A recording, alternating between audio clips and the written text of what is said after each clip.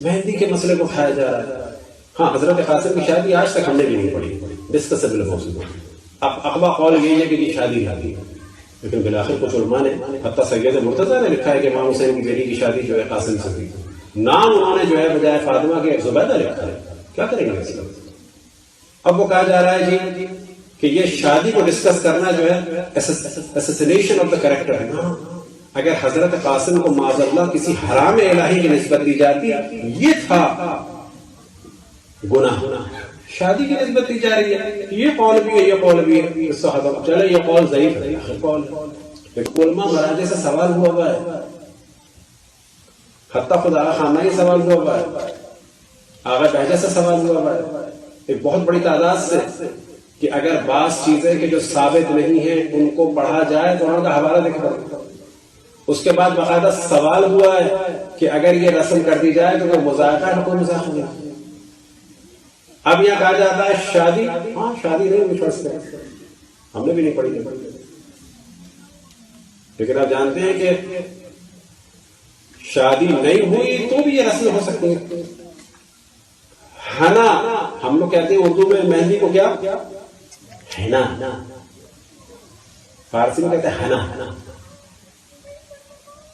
Google فارسی میں لکھتے ہیں ہنا بندی یا عروسی یا قاسم، ساری فوٹوز آ جائیں گے پورے ایران کی ہر امام بارگاہ میں حضرت قاسم کے بارے میں رسم ہوتی ہے. کسی نے نہیں کہا. ضروری نہیں جو چیز ہوئی ہو فقط اس کی تمثیل ہو، بعض دفعہ حسرتوں کی تمثیل ہوتی ہے. مثال کے طور پہ 19 سال کا لڑکا ہمارے معاشرے میں مرتا ہے، 15 سال کا لڑکا ہمارے معاشرے میں مرتا ہے، اس کی قبر پہ سہرا ڈال دیا جاتا ہے، جو ہمارے یہاں ایک بالکل انڈرسٹوڈ سی چیز ہے کہ جو قبر پہ سہرا ہے اور وہ جو دولہا کے سہرا لگایا جاتا ہے، زمین کا آسمان فرق ہے،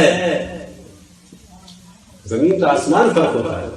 عراق میں اس وقت جو شہداء کی لاشیں آتی ہیں آپ جانتے ہیں، وہ شہداء کی لاشوں کو جب شہروں میں لایا جاتا ہے تو دولہا کی طرح گاڑی کو سجایا جاتا ہے کہ امام حسین کا دفاع کر کے آتے ہیں.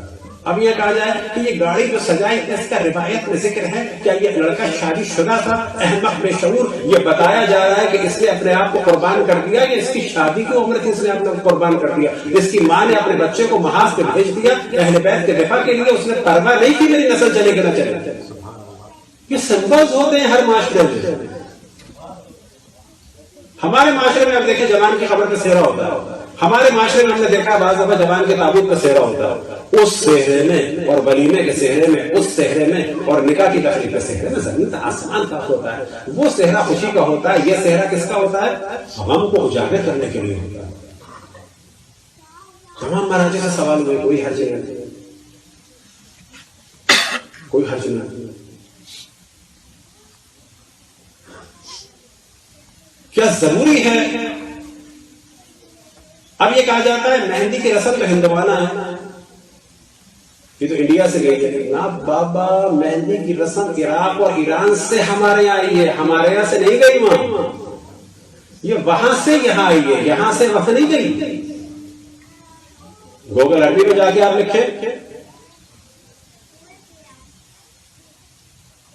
عین ر سین ارسل قاسم، یا فارسی میں جا کے رکھے اور اسی قاسم، ورنہ ہمارا ارادہ ہے کہ اس تمام گفتگو کو ایڈٹ کریں گے اور ان ساری فوٹوز کا اضافہ کریں گے اگر اللہ نے زندگی دی، تاکہ یہ سب کھیل نہ ہو.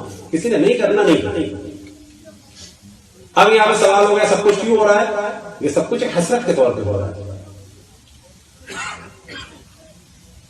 اب یہاں پہ کہا جائے کہ شادی تو ہوئی نہیں تھی، کہا جائے گا ہمارے معاشرے میں جب کسی جوان کی میت آتی ہے تو عام طور پر سہرا کس کی میت پہ ڈالتے ہیں؟ جس کی شادی ہوئی ہوتی ہے، جس کی شادی نہیں ہوئی ہوتی ہے.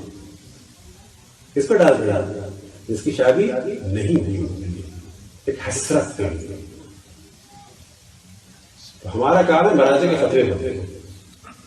پھر میں عرض کیا میں نے ملنگ باباؤں کو دیکھے، میں آغا جانوں کو دیکھے. ہمارا ذمہ داری ہے غیبت کے زمانے میں مراجع کے فتوے ہوتے ہیں. سلوات پڑھنے کا محمد والے